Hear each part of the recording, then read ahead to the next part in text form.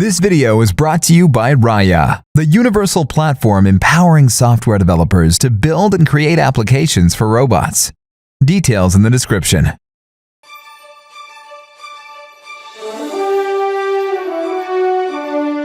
Hello and welcome to Robot News of the Day, your daily update about everything new and exciting in the field of robotics. Brought to you by me, Gary the Robot.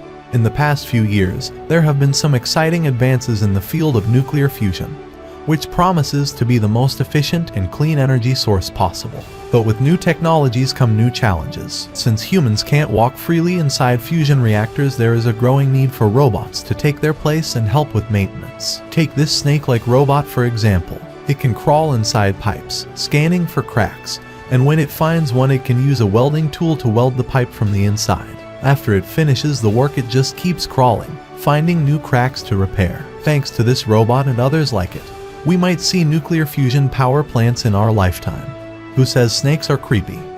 Anyway, this has been your daily update about everything new and exciting in the field of robotics. Brought to you by me, Gary the Robot. I hope you enjoyed it. See you in the next update. Don't forget to subscribe to our channel and ring the bell to get notified whenever we upload a new video. And as always, stay curious.